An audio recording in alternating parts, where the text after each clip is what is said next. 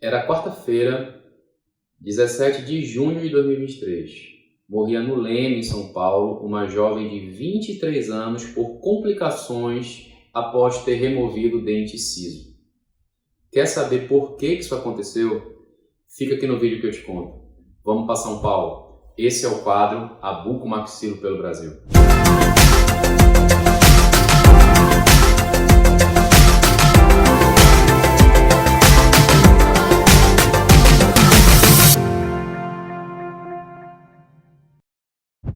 Pessoal, antes de mais nada, eu quero dizer a vocês que me acompanham que o meu intuito, mais uma vez, é informar o público leigo que isso é uma exceção e que eu quero tranquilizar vocês para dizer que a cirurgia do siso, ela é uma cirurgia segura, desde que você respeite as recomendações do cirurgião que lhe assiste. Respeitar desde a forma que você vai tomar as medicações antes e depois do tratamento, respeitar a necessidade de realizar ou não exames pré-operatórios e principalmente, pessoal, aqui que está o nosso calo, respeitar o tipo de anestesia que o profissional sugere para o seu procedimento. Vocês já viram que aqui no canal existem vídeos que sugerem a remoção do siso com anestesia geral ou local, um vídeo específico falando inclusive sobre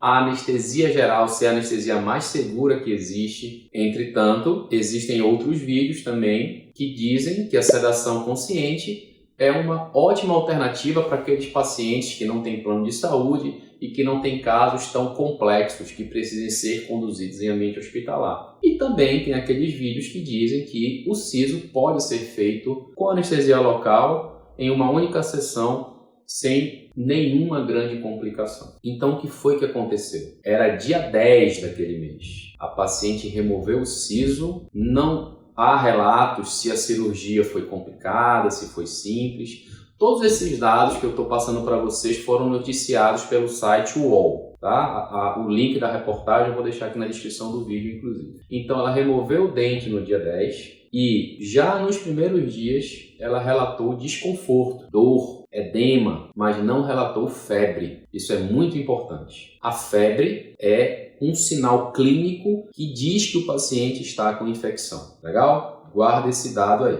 E deixa eu te falar mais uma coisa. Olha esse vídeo que eu tenho aqui no canal. Possíveis complicações da cirurgia do siso. O que normalmente acontece? Quando você liga para o teu dentista e fala, isso é normal. O que realmente é normal? Edema é super normal. Dor, infelizmente, é super normal, pessoal. Por isso que a gente sugere analgésicos pós-operatórios. Sangramento pode acontecer nos primeiros dias. Porém, é muito importante que a paciente consiga higienizar o local. Porque uma vez que o dente foi removido, o único foco de infecção que existe é por conta de uma má higienização, por uma contaminação devido ao meio oral, entendeu? E aí, ok, a paciente foi no consultório que prestou atendimento durante várias vezes nesse pós-operatório do siso, o profissional olhou o local e é comum, e aí eu falo até por mim,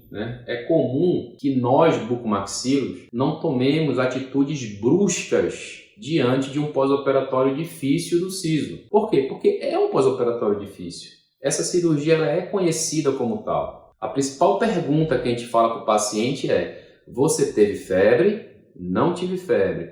Ao examinar a boca do paciente, o que a gente faz? Existe alguma supuração? Existe algum pontinho que estourou? Existe algum resto alimentar retido no local do procedimento? Não. Então não há nenhuma justificativa para encaminhar o paciente para uma urgência. Aí o que acontece? Por que é que o paciente não está tendo febre? Por dois motivos. Ou ele não está com infecção, ou ele está com infecção, mas os analgésicos estão mascarando a febre. Eis a chave da questão. Se a paciente tem muita dor no pós-operatório do siso e começa a tomar os analgésicos de forma exagerada, sem respeitar os intervalos, os principais analgésicos que a gente passa, pessoal, é a dipirona e o paracetamol, o Tilex, que nada mais é do que paracetamol com a codeína. Então eles mascaram a febre. eles são antitérmicos. E o que acontece? O paciente não sente febre. O dentista pergunta, fala, não, eu não estou com febre, então você não está com infecção. Então a paciente voltou várias vezes lá e quando foi no dia 15, foi o último retorno dela. Veja, dia 15, 5 dias depois da cirurgia. De acordo com o relato dos familiares, que foi registrado em boletim de ocorrência para as atividades locais, o dentista sugeriu que, se a família preferisse, poderia conduzi-la para uma urgência. E assim foi feito. A paciente foi conduzida para a Santa Casa. De acordo com registros da Santa Casa, abre aspas. Olha aí, Max. Bota aqui o que foi que a Santa Casa disse. Vou pegar aqui para ler, ó. Foi internada na segunda-feira, dia 15, devido a um quadro de celulite facial. Bota esse nome aqui. Juntamente com o abscesso dentário após a extração do siso. Olha o que é celulite facial. Bota essa imagem aí, Max. Celulite facial é um quadro de infecção difusa que geralmente é inicial a um abscesso.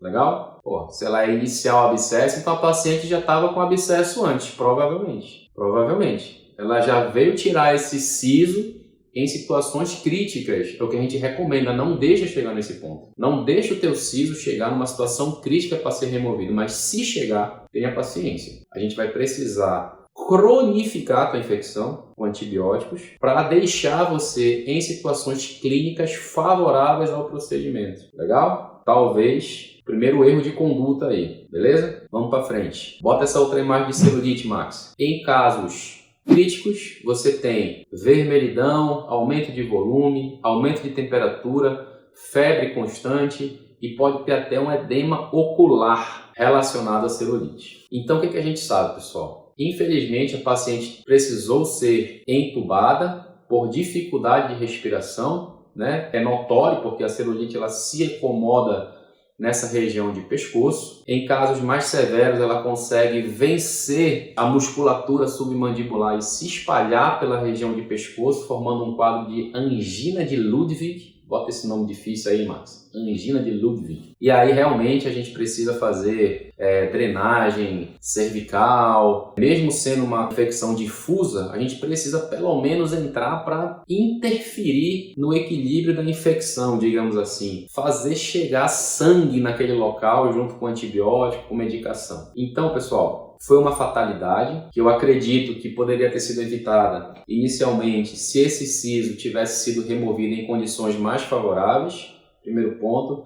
Se esse siso já tivesse sido removido em ambiente hospitalar, se esse siso tivesse sido removido em ambiente hospitalar, a paciente, no mínimo, estaria fazendo medicação endovenosa ao invés de medicação via oral. A paciente, no mínimo, estaria sendo monitorizada pela equipe de enfermagem do hospital, mas, infelizmente, não foi o que aconteceu. Eu te tranquilizo dizendo que, se você tem um bucomaxilo de confiança, converse com ele sobre a sua cirurgia do siso. A gente aqui no consultório, a gente presta todo o apoio pós-operatório para o paciente, a gente monitora bem direitinho essa questão de febre, de uso de medicações excessivas para conter a dor. O paciente, quando precisa, vem aqui no consultório para a gente examinar também. E na maioria das vezes, pessoal, a gente só realiza aqui no consultório sisos que são extremamente favoráveis em pacientes clinicamente favoráveis, que não são ansiosos, que não têm medo de dentista, né? Porque às vezes o dente é até fácil, mas o paciente morre de medo do procedimento. Então, esses casos mais complexos, a gente indica que sejam removidos em ambiente hospitalar, sob anestesia geral, principalmente se já tiver uma infecção pregressa que a gente não estiver conseguindo controlar com antibióticos devido a um quadro de dor aguda do paciente. Aqueles casos em cima do muro, meio termo, a sedação moderada ela pode ser bem indicada, tá bom? Então espero ter te tranquilizado. Você que precisa remover o teu siso, manda esse vídeo para aquele teu amigo que precisa remover o siso e ficou com medo depois dessa notícia. Curte, compartilha, ativa o sininho. Que Deus acolha o coração dos familiares dessa vítima e até o próximo vídeo, pessoal. Tchau!